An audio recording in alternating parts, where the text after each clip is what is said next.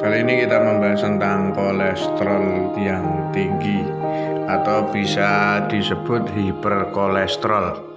Kolesterol adalah zat yang fungsinya sangat penting bagi tubuh ya. Sebenarnya zat ini merupakan zat lemak yang dikenal sebagai lipid. Produksi utama zat ini adalah hati, namun lipid juga bisa berasal dari faktor makanan. Kadar lipid yang terlalu tinggi disebut dengan hiperlipidemia. Ini ilmu kedokteran. Dapat mempengaruhi kondisi kesehatan. Meski kolesterol tinggi tidak menyebabkan gejala apapun, tapi tetap bisa membahayakan kesehatan. Protein mengandung dan membawa masuk kolesterol ke dalam darah. Kombinasi dua zat ini disebut lipoprotein. Lipoprotein dibagi menjadi dua, yaitu lipoprotein pelindung dan kolesterol baik atau HDL ya, dan lipoprotein berbahaya atau kolesterol jahat atau disingkat LDL. Nah, HDL atau lipoprotein dengan kepadatan tinggi disebut kolesterol baik karena HDL mengangkut kolesterol dari sel-sel dan kembali ke hati di dalam hati. Kolesterol akan dihancurkan atau dikeluarkan oleh tubuh melalui kotoran. Nah, sedangkan LDL atau lipoprotein dengan kepadatan rendah adalah kebalikannya dari HDL tersebut. HDL mengangkut kolesterol dari hati ke sel-sel yang membutuhkannya. Jika jumlahnya kolesterol tersebut melebihi yang dibutuhkan, maka kolesterol itu akan mengendap pada dinding-dinding arteri dan menyebabkan penyakit.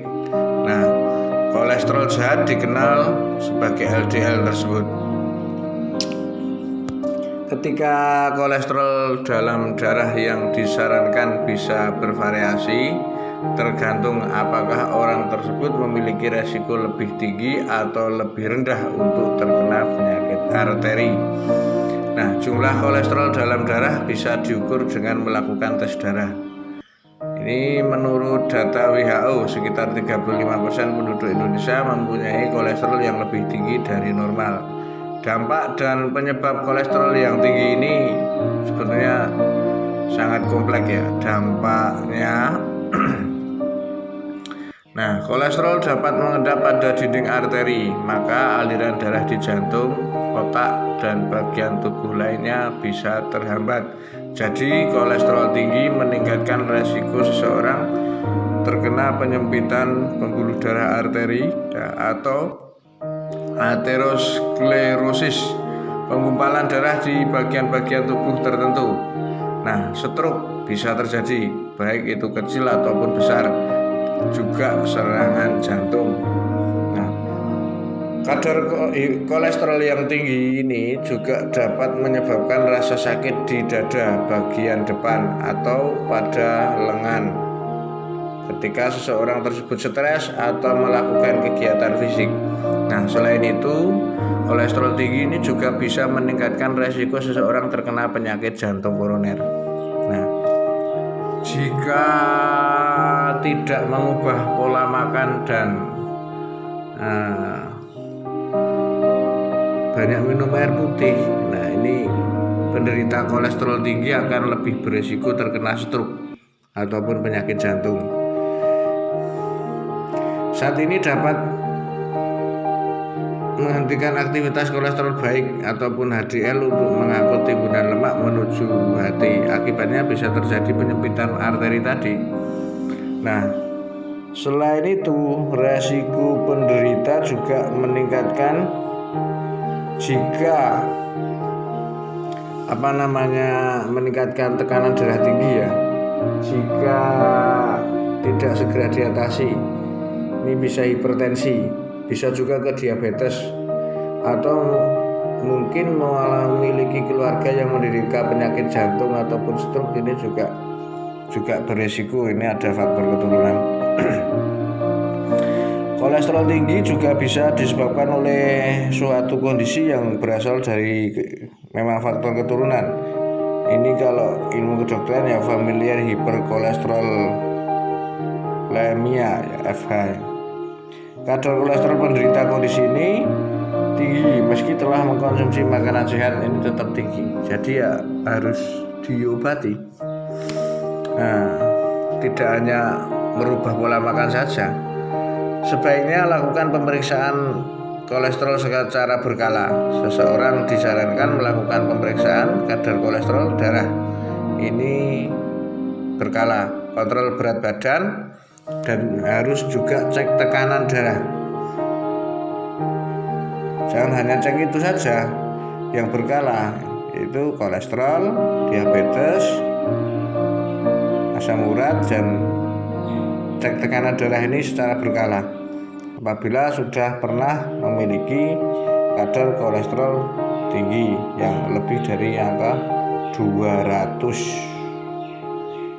Nah, diagnosa kadar kolesterol ini juga dianjurkan jika seseorang memiliki keluarga dekat yang menderita penyakit akibat kolesterol. Nah, atau mungkin keluarga yang memiliki riwayat penyakit kardiovaskuler pada usia dini. Ini perlu bagi mereka yang pernah terdiagnosis penyakit jantung koroner, stroke, ini penyakit arteri, ini juga akan disarankan untuk melakukan pemeriksaan berkala. Nah, cara mencegah nih yang penting. Mengkonsumsi makanan sehat bergizi seimbang adalah langkah utama yang bisa dilakukan untuk mencegah dan juga membantu menurunkan kolesterol. Karena kandungan lemak dalam makanan harus rendah. Coba ganti konsumsi makanan yang mengandung lemak jenuh dengan buah-buahan seperti alpukat ataupun sayur-sayuran seperti biji-biji utuh, sereal, gandum, ini bagus. Dengan begitu kadar kolesterol dalam tubuh akan tetap rendah. Nah, gaya hidup sehat juga bisa memberikan perubahan besar. Contohnya dengan tidak minum minuman keras, ini juga bagus. Jika saran-saran di atas yang saya sampaikan tadi tidak mampu menurunkan kadar kolesterol, ya harus minum jamu herbal misalnya, untuk khusus jamu-jamu yang mampu menurunkan kadar kolesterol dan memperbaiki fungsi hati. Penyebab kolesterol tinggi ini ya, ada yang lainnya, banyak faktor yang menyebabkan kolesterol tinggi, diantaranya karena gaya hidup, dari pola makan. Kondisi-kondisi saat ini, makan tidak sehat, zaman milenial ini sering mencari makanan-makanan fast food, ini juga kondisi yang ini bisa juga faktor genetik yang saya sampaikan tadi, faktor genetik. Faktor-faktor tetap seperti umur, riwayat keluarga, kelompok etnis, ini juga bisa mempengaruhi.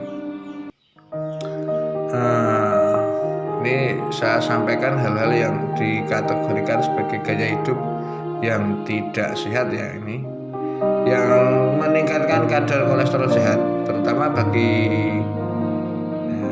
mereka yang mengkonsumsi zat-zat kimia yang disebut akrolin. Zat ini dapat menghentikan aktivitas HDL atau kolesterol baik untuk mengangkut timbunan lemak dari tubuh menuju hati.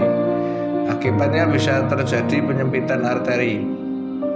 Kebiasaan mengkonsumsi makanan yang tidak sehat, hal yang paling berpengaruh terhadap kadar kolesterol dalam darah. Nah, tingkat kadar lemak jenuh dalam makanan ini juga tidak baik. Makanan yang tidak sehat seperti fast food. Kebiasaan terlalu banyak mengkonsumsi miras atau minuman keras, ini merusak fungsi hati.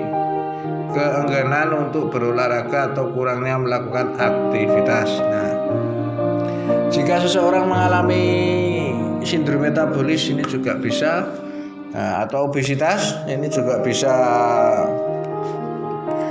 mempengaruhi kolesterol. Maka orang yang sindrom metabolis, obesitas, memiliki kadar kolesterol jahat dan kadar trigliserid yang lebih tinggi dari kadar kolesterol baik. Nah, ini saya sampaikan beberapa makanan-makanan berlemak jenuh ya, seperti santan. Ini tolong catat dihindari. Santan, jeroan, otak sapi, daging kambing, daging bebek dengan kulitnya, kulit ayam, kerang, udang, cumi, nah cumi-cumi ya, telur, puyuh. Nah, ini yang lemaknya tinggi, ini bahaya, ini kolesterol jahat. Trigliserid adalah jenis lemak atau satu lagi kuning telur ya. Trigliserid adalah jenis lain dari zat lemak yang terdapat dalam darah. Ada beberapa penyebab naiknya kadar trigliserida dalam tubuh, antara lain karena faktor genetik, kegemukan, terlalu banyak minum minuman keras. Ini juga bisa mengkonsumsi makanan yang saya sampaikan yang mungkin banyak mengandung gula dan lemak tinggi tadi. Nah, selain faktor gaya hidup, kondisi-kondisi mendasar lainnya yang bisa mengakibatkan naiknya kadar kolesterol ini karena memiliki tekanan darah tinggi, diabetes, memiliki kelenjar tiroid yang kurang aktif, penyakit hati dan penyakit ginjal. Mengobati kondisi-kondisi mendasar ini dapat membantu menurunkan kadar kolesterol, yaitu biasanya kita obati terkait ginjal atau hati, ya, ini sangat bagus. Faktor-faktor tetap ya, ada sejumlah faktor yang berkaitan dengan kolesterol tinggi yang tidak dapat diubah dan biasanya seorang dokter ini menyebutnya sebagai faktor tetap. Ini satu adalah berketurunan. Ini kalau dari data pernah saya baca, yaitu berketurunan mungkin bangsa Bangladesh, India, Sri Lanka, Pakistan, ini berarti lebih beresiko mendapat kolesterol tinggi. Makin tua umur ini makin tinggi kemungkinan untuk terjadi penyempitan arteri. Karena semakin tua semakin tinggi penyempitan arteri. Ini perlu diingat, riwayat keluarga yang berpenyakit jantung dini dan stroke. Nah, stroke masih muda ini biasanya berkolesterol. Anda lebih rentan terkena kolesterol tinggi jika punya saudara riwayat seperti ini. Nah, jika keluarga laki-laki ya, ini terkena stroke atau penyakit jantung koroner di bawah usia 50, Anda juga rentan memiliki kolesterol tinggi. Jika keluarga perempuan juga sama, sekitar usia 55. Riwayat keluarga dengan kondisi terkait kolesterol seperti penyakit familiar hiperkolesterolemia ini juga rentan, baik itu orang tua, kakak ataupun adik, bahkan cucu. Kolesterol tinggi yang disebabkan faktor genetik ini di dalam keluarga disebut dengan tadi familiar hiperkolesterolemia. Ini 1 dari 500 orang mewarisi kondisi ini. Seseorang yang memiliki kondisi ini biasanya tidak bisa menghilangkan kolesterol dengan cepat dan sempurna. Memang harus dibantu dengan mengkonsumsi obat misalnya. Nah, alangkah baiknya bisa mengkonsumsi jamu-jamu yang direkomendasikan memperbaiki fungsi hati, ginjal, karena untuk sirkulasi darah, juga mampu menurunkan kadar kolesterol jahat. Nah, diagnosisnya begini. Kadar kolesterol pada darah dapat diukur dengan tes darah sederhana, sampel darah misalnya. Sebelum dilakukan tes, biasanya pasien akan diminta untuk tidak makan selama 10 hingga 12 jam. Tujuannya agar hasil tes tidak terpengaruh oleh makanan yang masih dicerna. Ini saya sampaikan ya. Kalau tes darah ini memang harusnya puasa dulu. Tujuannya agar hasil tes tidak terpengaruh oleh makanan-makanan yang dicerna. Nah, setelah pemeriksaan hasil didapat, maka seorang dokter ataupun yang ini ya lab ya menjelaskan kepada pasien tersebut misalnya. Nah, terkait mungkin resiko-resiko. Nah, apabila hiperkolesterol ini resiko-resiko rendahnya bagaimana, resiko tertingginya apa, dan resiko tertinggi terkena hiperkolesterol ya stroke dan jantung koroner. Ini sekitar kurun waktu sekitar 10 tahun. Nah, kesimpulan tersebut bukan hanya didasarkan dari tes kolesterol, tapi memang dari hasil riset. Kadar kolesterol ideal bagi orang dewasa yang sehat ini ya hanya di bawah 200, di atas 150. Gitu. Untuk mengukur kadar kolesterol total ini juga memang sampel darah ya. Mereka yang sebaiknya menjalani pemeriksaan kolesterol yang saya sampaikan tadi terkait keturunan ya. Ini terus berusia di atas 40 tahun, memiliki diabetes ataupun tekanan darah tinggi, kelebihan berat badan atau obesitas, terdiagnosis mengidap stroke kecil, ini sering periksa, penyakit arterial atau jantung koroner, memiliki penyakit lain seperti ginjal, radang pankreas atau pankreatitis, kelenjar tiroid ini yang kurang aktif. Ini penyakit-penyakit ini bisa meningkatkan kadar trigliserid dan kolesterol tinggi. Ini harusnya sering periksa. Memiliki keluarga dekat yang memiliki kondisi kolesterol yang saya sampaikan tadi. Memiliki riwayat keluarga berpenyakit kardiovaskuler, jantung, stroke ya. Nah, untuk pengobatan ya saya sarankan secara pelan menggunakan herbal sangat efektif ini dan aman, karena kalau menggunakan herbal ini tidak ada efek samping dan efek farmakologinya saling berkaitan untuk membenahi fungsi organ juga. Mengatasi kolesterol tinggi melalui pola makan ya, ini juga selain dikasih minum herbal, ini dengan pola makan mengkonsumsi makanan sehat dengan kandungan lemak jenuh yang rendah, menurunkan kadar kolesterol sehat pelan-pelan sambil minum jamu. Hindari daging kambing yang saya sampaikan tadi, daging bebek sama kulitnya, kulit ayam, jeruan, otak sapi, kuning telur, santan, kerupuk, telur puyuh, ini kue-kue, biskuit, cumi ini juga hindari ya.